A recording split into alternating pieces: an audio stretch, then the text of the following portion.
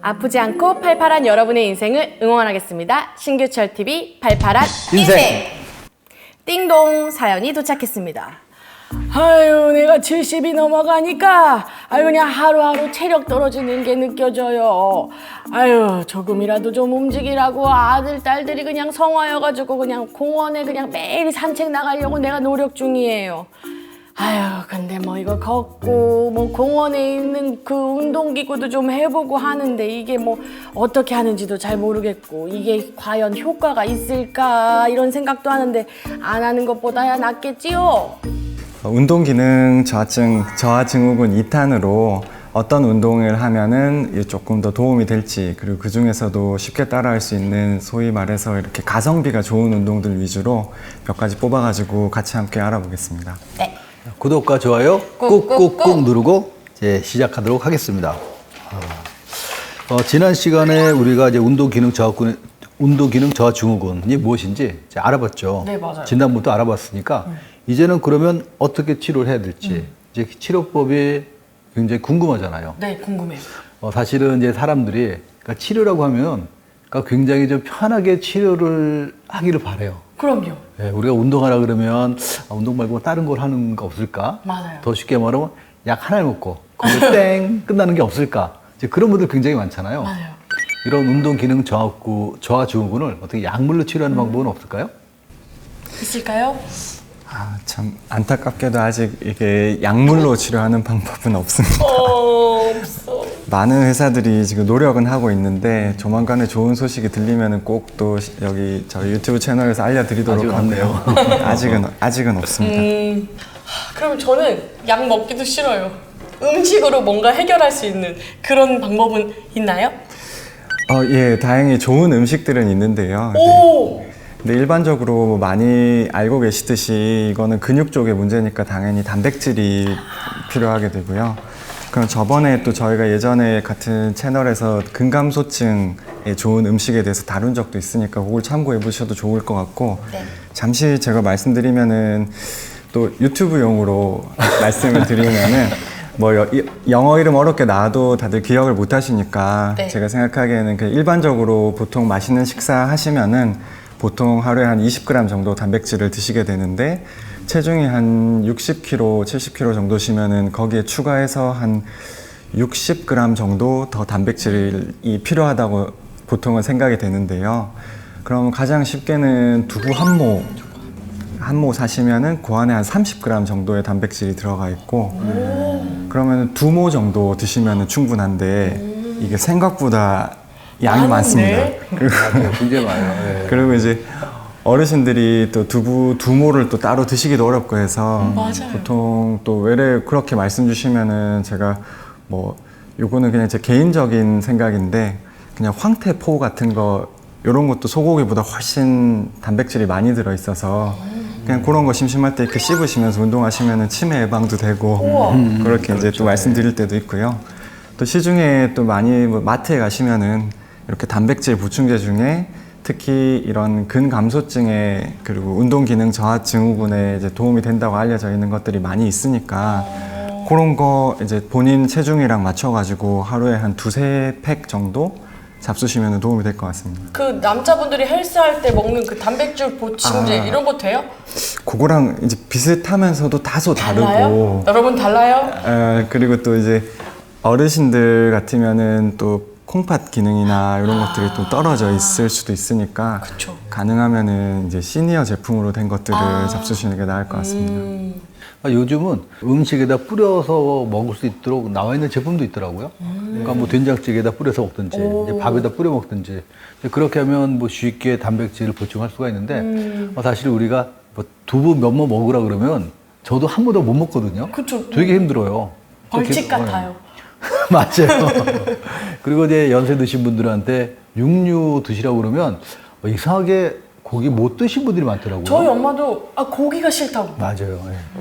그래서 이런 것들, 그러니까 음식에다 쉽게 뿌려 먹을 수 있는 그런 제품들도 아마 있는 것 같거든요. 그러니까 그런 것들 구해서 드시면은 아마 단백질을 보충하는 데 꽤 많이 도움이 되실 수 있을 거예요. 황태포 좋은 것 같아요, 이렇게. 황태포. 그렇죠. 씹으면은 네. 이제 그게 자꾸 이제 자극이 되니까 이제 뇌 기능도 아마 개선되고 그런 효과도 있을 거예요. 네. 그렇죠? 네.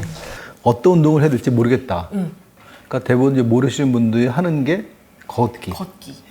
뭐 걷기 뭐 1시간, 2시간 한다고 하시는 분들 굉장히 많은데 과연 그러면 이제 걷기가 이제 도움이 될지, 네. 얼마만큼 도움이 될지 한번 좀 알려주셨으면 좋겠어요. 걷기 운동이 당연히 상식적으로 생각했을 때 도움이 되는데 항상 저희는 이제 가성비를 따져봐야 되니까요. 이렇게 이제 그 박사님 말씀하신 것처럼 이렇게 흐느적 천천히 걷는 걸로는 사실 근육이 느는 효과보다는 관절이 닳는 게 더 크지 않을까. 그래서 걷는 운동이 좋지만은 이거를 특히 이제 운동 기능 저하 증후군이 의심되는 분들이 운동 효과가 있을 정도로 빨리 걷기가 사실 쉽지가 않습니다. 그래서 조금 더 효과적으로 할 수 있는 그런 운동들을 조금 찾아와 봤고요. 한 4가지 정도 되는데 저희가 할 수 있는 거는 같이 보여드리면서 따라해서 보여드리도록 하겠습니다. 네. 제가 이제 잠깐 이제 일본의 예를 들어볼게요. 네. 그러니까 일본에 보면은 이런 헬스클럽이 시니어 헬스클럽이 따로 있거든요. 저희 리피센터처럼. 괜찮다. 근데 거기 이제 장점이 다 의료보험이 돼요. 이제 그래서 모든 사람들한테 무료로 저 이런 그 피트니스를 할 수 있게 해주는데 그 목적은 자꾸 움직여가지고 이제 미래의 병을 예방을 하자. 이제 그게 나중에 문제가 병이 생겨서 치료하는 것보다 훨씬 더 싸다라는 것 때문에 만들었거든요.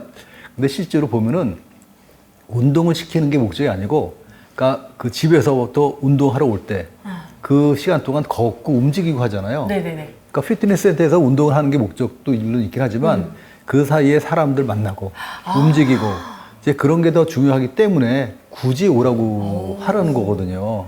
그러니까 이렇게 이제 운동이라고 해가지고 굉장히 힘들고 어렵게 생각하는 것 생각하지 마시고 자기 할 수 있는 것, 움직이는 것 이제 그런 것들도 연세 드신 분한테 굉장히 중요하니까 이제 그런 것들을 생각하시면서 이렇게 좀 자꾸 움직이시는 것도 좋을 것 같아요. 맞아요. 우리 어르신들이 나가기가 힘들어서 그렇지 나가면 또 얼마나 좋아하시는데요. 맞아요. 근데 그 나가기 힘든 걸 나가게 해야 됩니다.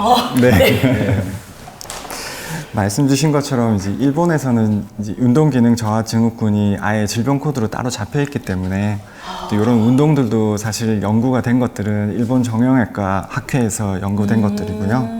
운동을 일단은 이제 말씀드려야 될 것 같아서 첫 번째 운동을 말씀드리면은 네. 한 다리로 서는 겁니다. 확처럼. 힘들어요. 예, 그래서 이것도 사실 운동 기능 저하 증후군이 의심되는 분들을 대상으로 하기 때문에 주의사항은 꼭 잡을 게 있는 곳에서 하셔야 됩니다. 넘어지지 않게. 네. 넘어지면 위험하니까. 예, 한 손으로 이렇게 지지할 곳을 딱 잡으시고 한 다리를 한 5에서 10cm 정도 이렇게 드는 거를 반복하시는 운동인데요.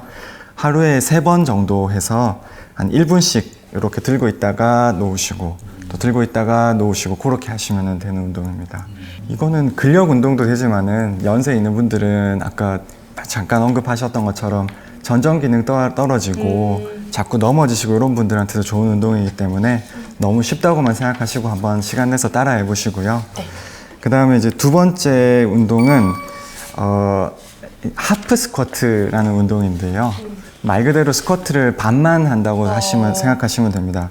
어깨 너비 정도로 이렇게 발을 벌리고 서셔가지고 발은 이제 바깥쪽으로 한 30도 정도. 요거는 이유는 이제 너무 11자로 이렇게 서는 거를 강조하시는 분들이 있는데 그러면 정상적인 무릎 각도랑 조금 달라지기 때문에 오히려 무릎이 아파지는 경우가 있거든요.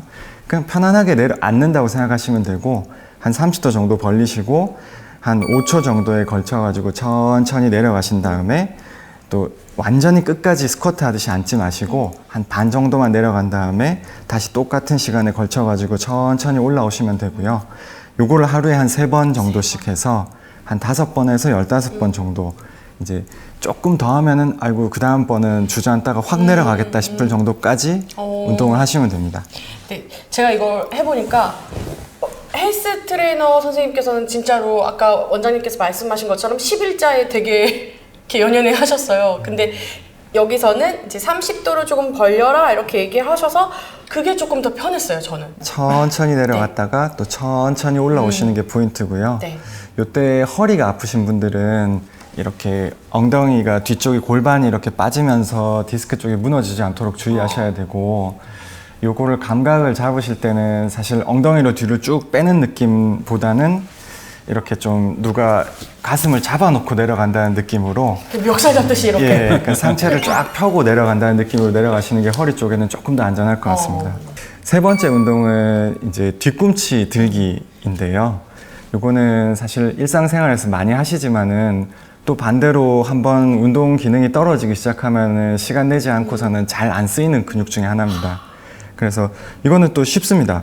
천천히 이렇게 뒤꿈치를 들고 이렇게 까치발을 서신 다음에 다시 포인트는 천천히 내려오시는 게 포인트고요. 쿵 내려오지 않도록 하시면 됩니다. 이렇게 쿵 내려오게 되면은 무릎에도 부담이 가고 허리에도 부담이 갈 수 있기 때문에 천천히 올라갔다가 천천히 내려오시는 걸로 해서 한 10번 정도에서 20번 정도를 한 세트로 한 2번에서 3번 정도 하루에 하시면 되고요. 그 뒤꿈치 들기 운동 같은 경우에는 정맥 부전 같은 게 있어서 다리가 자주 붓고 아프고 하시는 분들한테도 도움이 되니까 그렇죠. 예. 많이들 하시면 좋겠습니다. 그리고 이제 또 이제 중요한 게 이제 운동이라고 하면은 우리가 처음에 운동할 때는 굉장히 힘들죠. 네. 처음에 할 때는 정말 힘들고 이거 어떻게 할 수 있을까 생각을 하는데 어느 순간 하다 보면은 굉장히 쉬워져요. 편해지죠.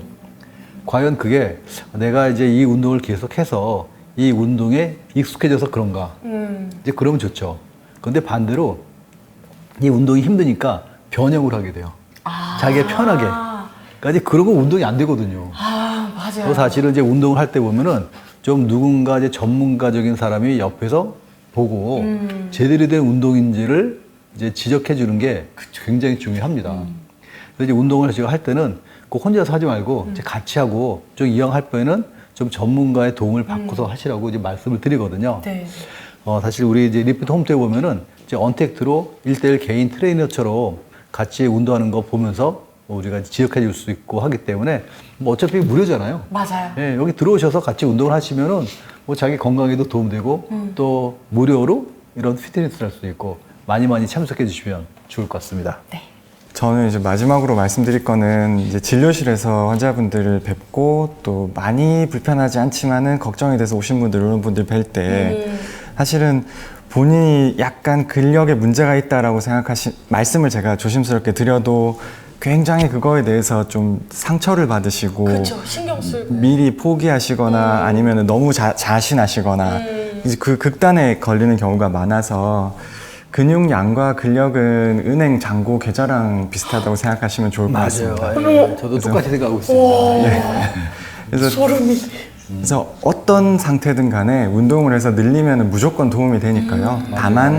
다만 가성비에 맞게 이제 관절이 닳지 않게 그러려면 이제 정확한 자세로 하셔야 되니까 혼자서 막무가내로 하시기보다는 꼭 이제 도움을 받으시고 오셔가지고 같이 할 수 있으면 그게 제일 최선이겠지만은 저희가 공간도 한계가 있고 시간도 제약이 있으니까 온라인에서나마 같이 보고 정확하게 동작 따라 하시면 많이 도움 될 것 같습니다. 아까 우리 권 회장님 말씀하신 것처럼 그러니까 이제 근력은 은행 잔고와 마찬가지라고 말씀을 하셨잖아요. 사실 골당 쪽도 마찬가지예요. 그것도 이제 은행 잔고와 마찬가지인데 이제 그 잔고를 많이 쌓을 수 있는 때가 언제인지 아세요? 돈이 많을 때. 그죠. 젊었을 때요. 그러니까 젊었을 저건 때. 그래서 없나 봐요. 원장님은 딱 맞추시는데. 그러니까 그때 이제 우리가 35세 그때가 사실은 이제 최고로 이제 가장 많을 때거든요. 그때부터 미리미리 이제 은행 잔고를 채워놔야 나중에 나이가 먹어도 조금씩 빼먹으니까 별로 티가 안 나요. 근데 그때 이제 부족하게 되면은 요만큼 빼도 엄청나게 공간이 비어버리니까 큰 문제가 생기거든요. 그러니까 이런 이제 시작은 사실 젊었을 때부터 하는 겁니다. 네. 오히려 자신이 있을 때 근육을 맞아요. 키워놓으셔야 합니다. 젊었을 때 건강에 대해서 너무 간과하면 나중에 나이 들어서 엄청난 후회를 하게 돼 있거든요. 여러분, 오늘이 제일 젊어요. 오늘입니다. 맞습니다. 오늘이 제일 젊을 때입니다. 지금부터. 지금이 제일 빨리 하는 거예요. 네. 네. 저도 오늘 가서 저희 가족들하고 다 테스트 해보고 운동을 같이 하자고 계획을 다 세워야겠어요. 이 실천하지 않으면 쓸모가 없는 거니까요. 여러분도 같이 실천합시다. 자, 그럼 구독과 좋아요 꾹꾹꾹 누르고 다음 시간에 뵙도록 하겠습니다. 감사합니다. 허리 펴지는 소리 들어봤나요? 딱 봐도 척추.